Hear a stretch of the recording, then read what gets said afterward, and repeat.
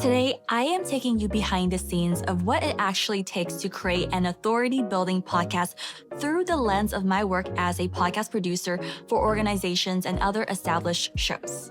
Since the start of this year, beyond building my own podcast and working one-to-one with solopreneurs, I've also worked with organizations such as the Institute of Mental Health in Singapore and am currently producing for an award-winning show called The Financial Coconut, an established media company also based in Singapore. So, if you've been thinking about starting a podcast or turning your existing one into a real authority-building asset, this episode will give you a behind-the-scenes look at what it actually takes. And if you want personalized support to make it happen, I offer 2 ways to work together: one-to-one coaching for solopreneur podcasters and editorial podcast production for organizations and established shows. For details, head on over to CherylLau.com. When someone says, I need a podcast producer, most people assume that means audio editing, or maybe adding an intro and outro, some background music, and hitting publish. But here's the problem with that thinking. You can have the cleanest audio in the world, but if the content isn't strategic, it won't move the needle.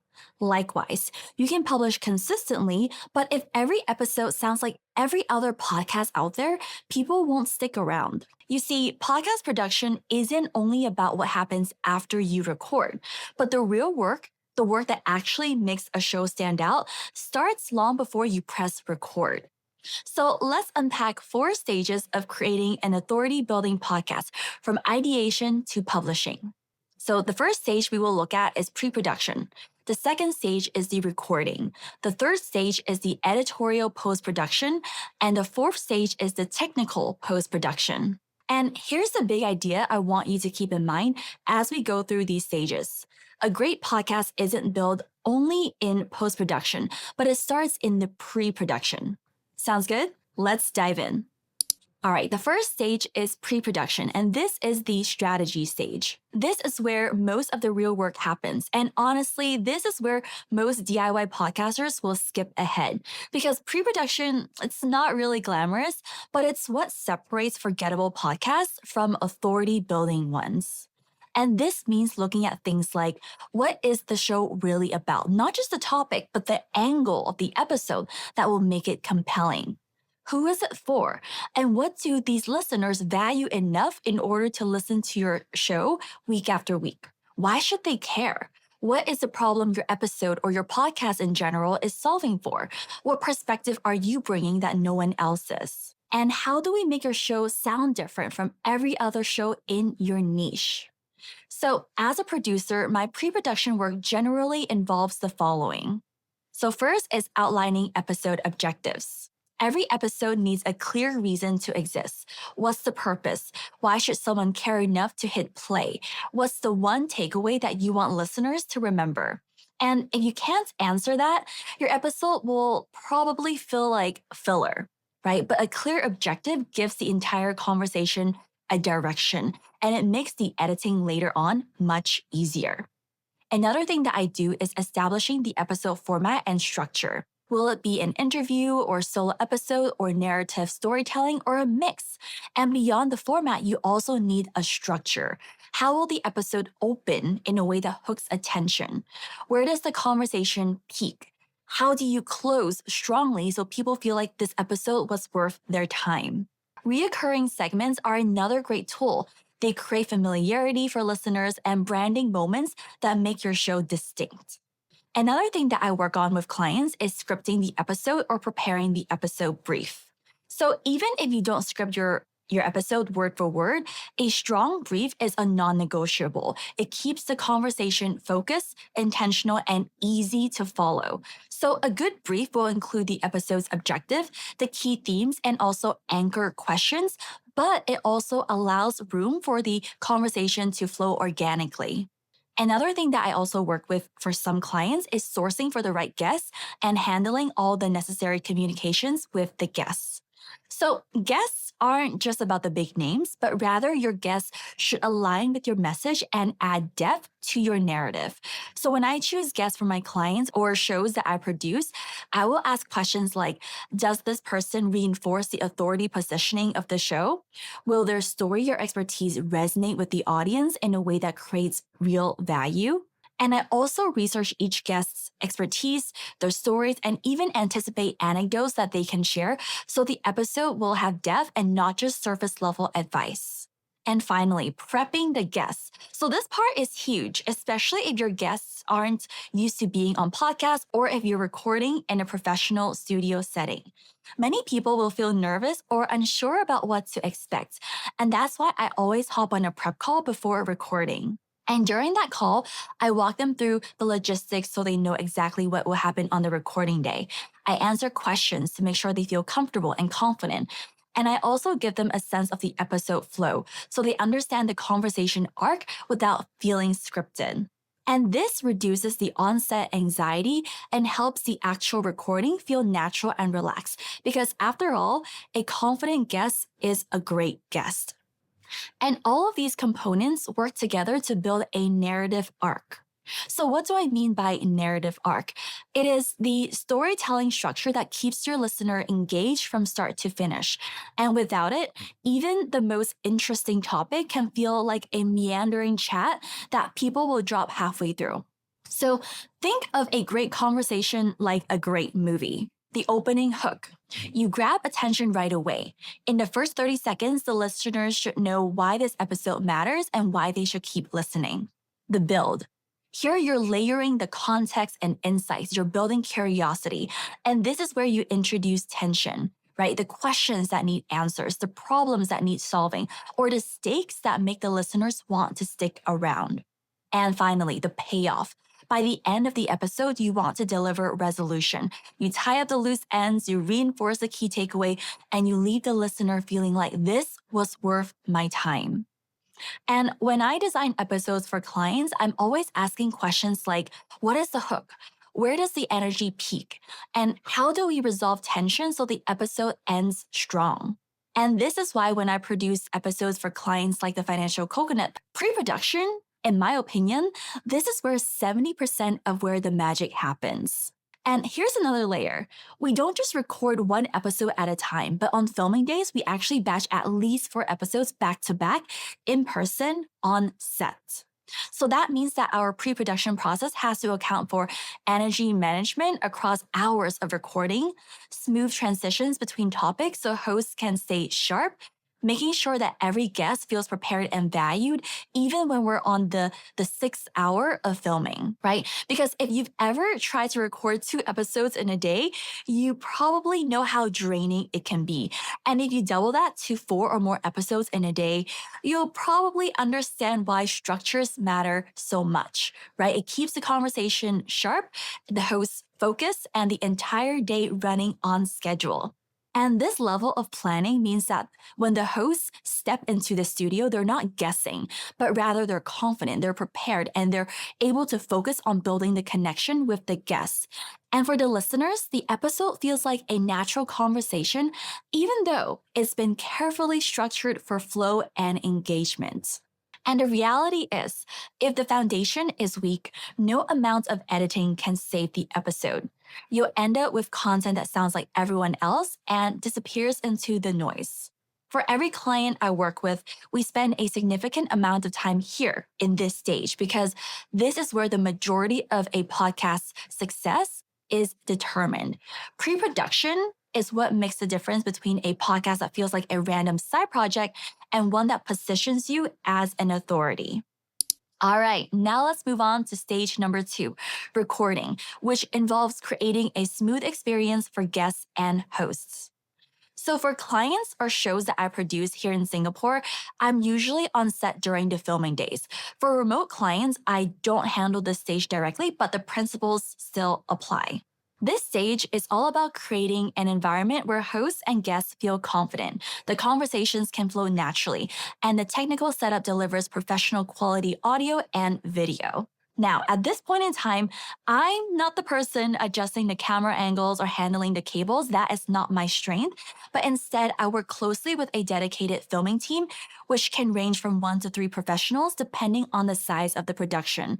And they manage everything tech related, from lighting to multi-camera setups, audio levels, backups, basically all the moving parts that make the final product look and sound polished.